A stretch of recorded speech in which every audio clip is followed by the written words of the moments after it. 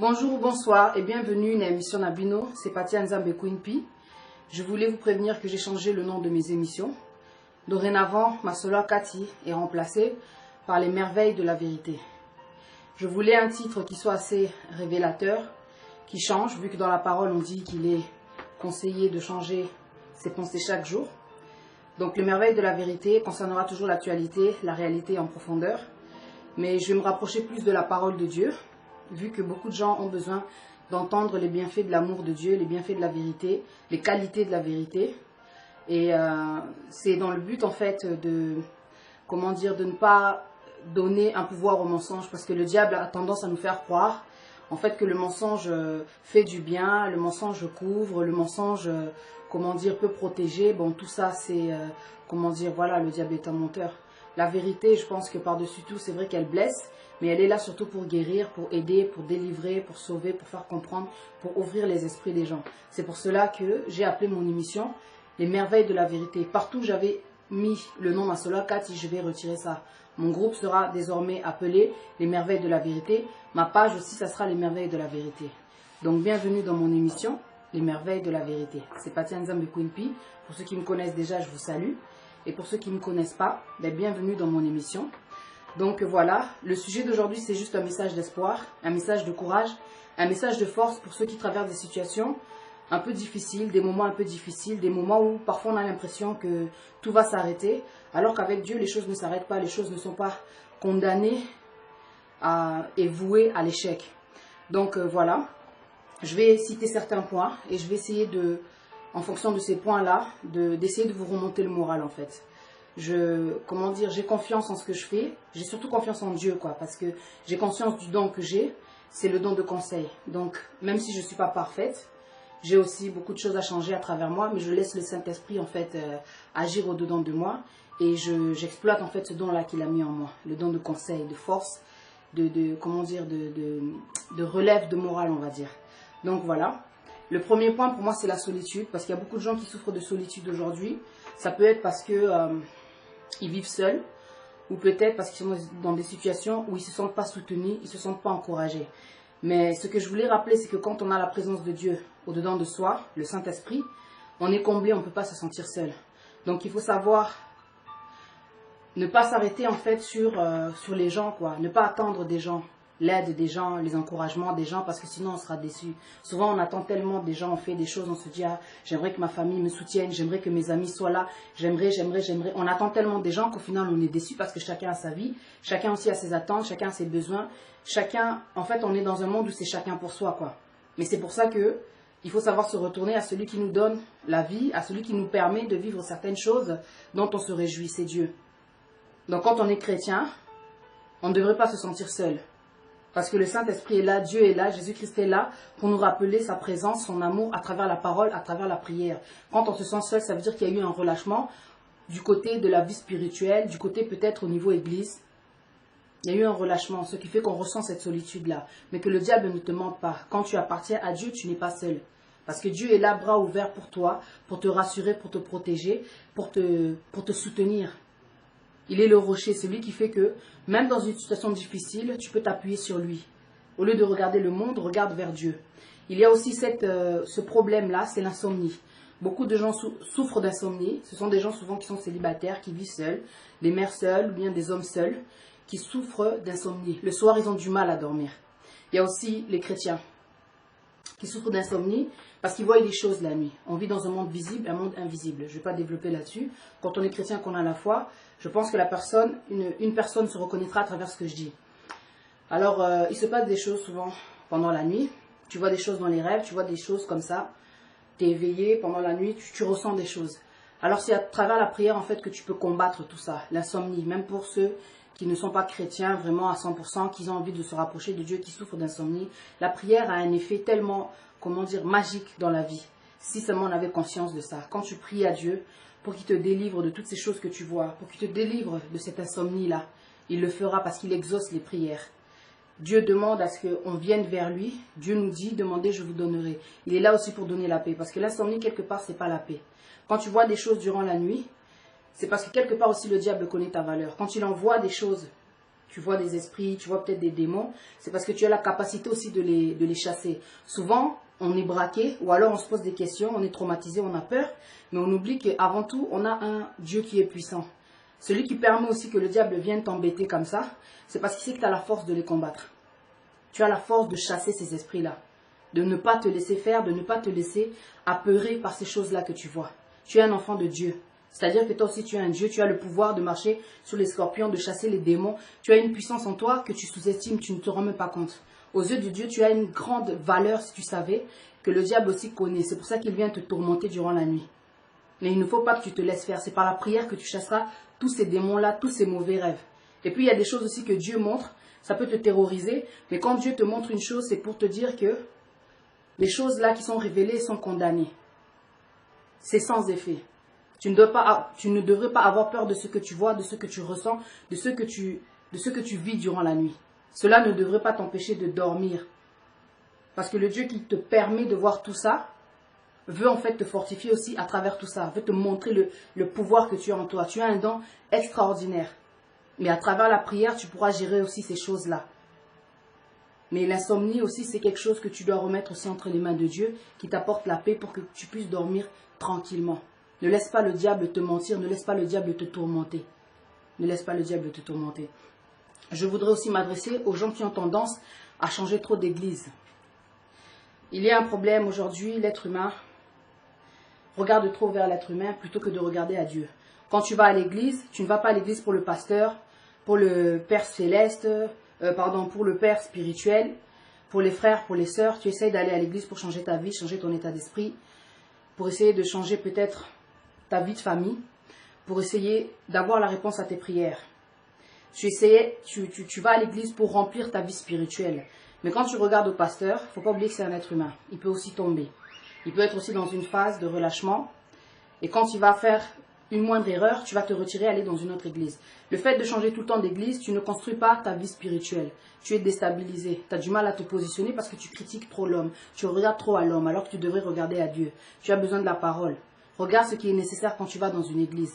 Il y a des églises, c'est vrai, qui sont mauvaises. Il y a des choses qui sont, sataniques. Parce que le diable aussi est rentré dans l'église. J'ai beaucoup appris pendant ces vacances, donc laisse-moi te partager ce que moi-même j'ai compris, ce que moi-même j'ai vécu.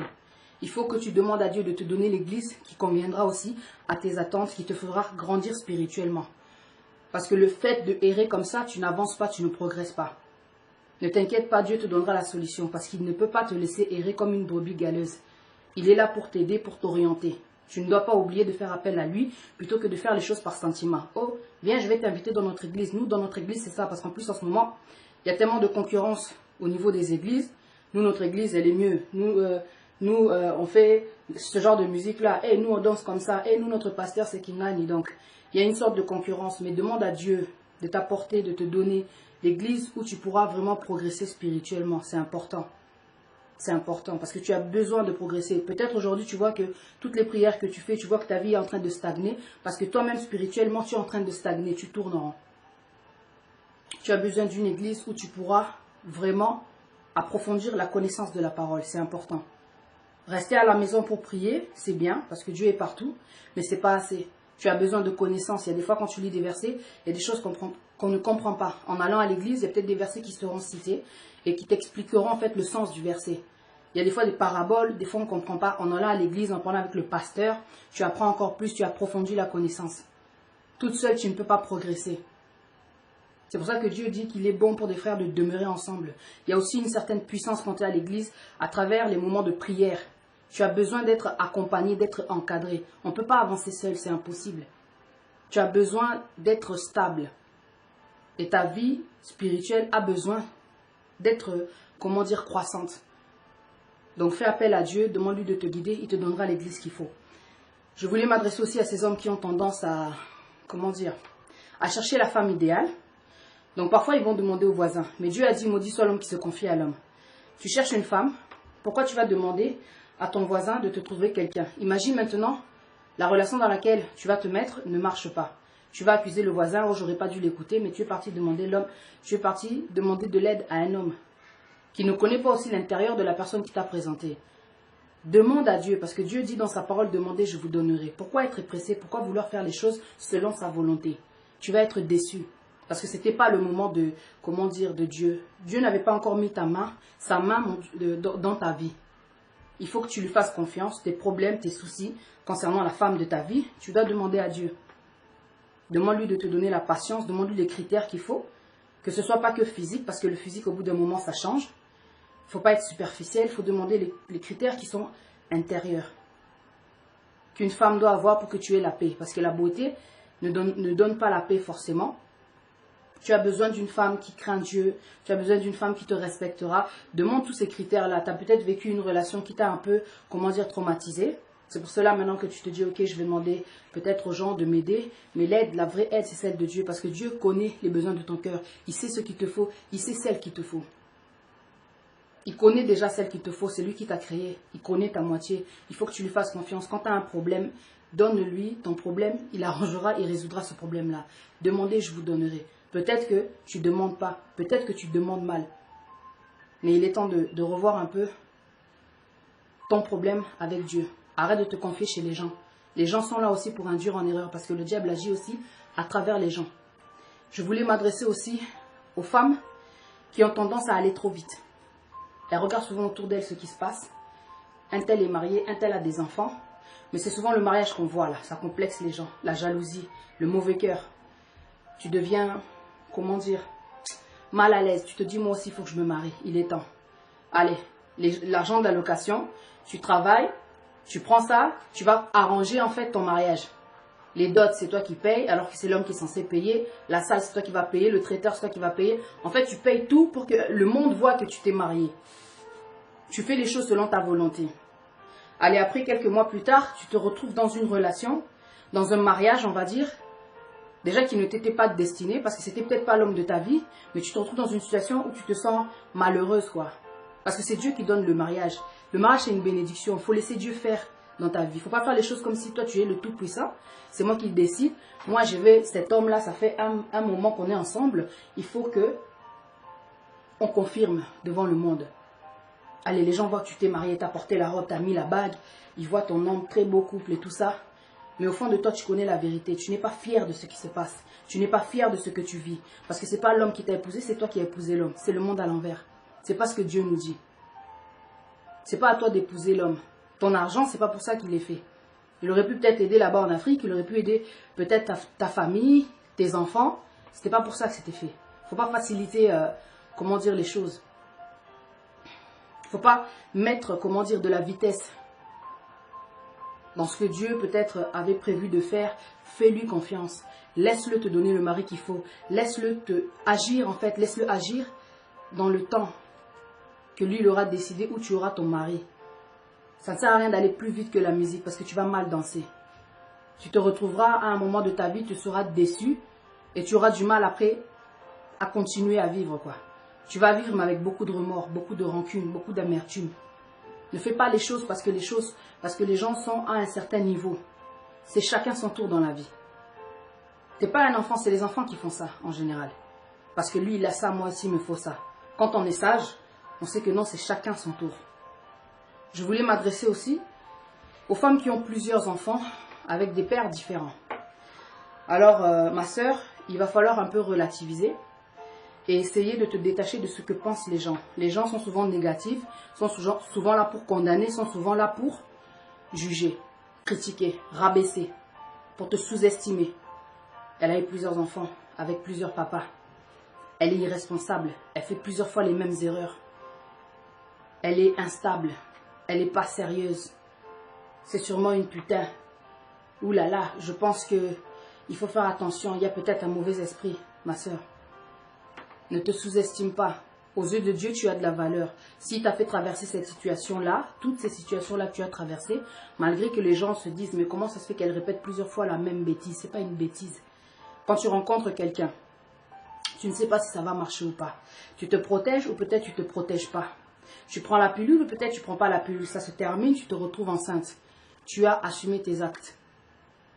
Tu n'es pas parti avorter. Dieu aime les enfants, Dieu donne les enfants. Tu as respecté le sens, comment dire, tu as conscience en fait de l'importance de la vie. C'est pour ça que tu as gardé tes enfants. Mais aujourd'hui, tu es un peu malheureuse à cause de ce que pensent les gens. Tu es béni parce que tu peux faire des enfants.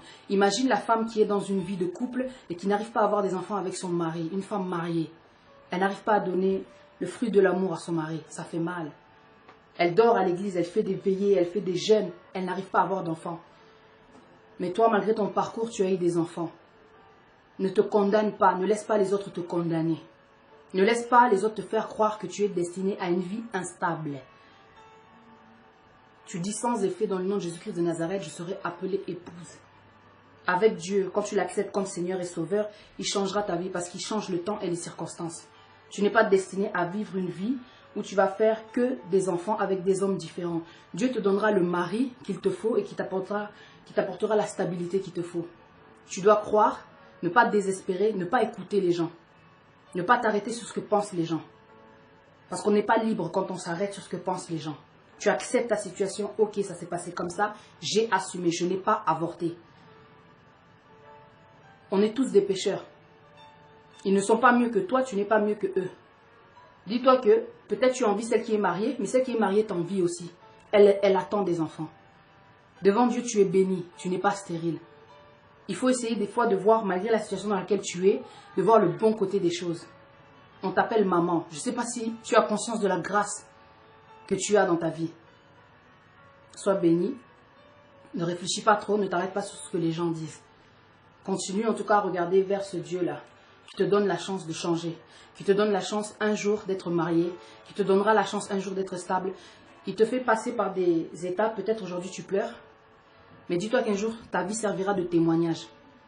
Parce que Dieu prend souvent des personnes, il leur fait traverser des cas difficiles, pour qu'un jour, le fait qu'ils soient moqués, ces gens-là qui se moquent puissent être confondus, qui se rendent compte de la puissance de Dieu, à quel point Dieu peut contredire les gens.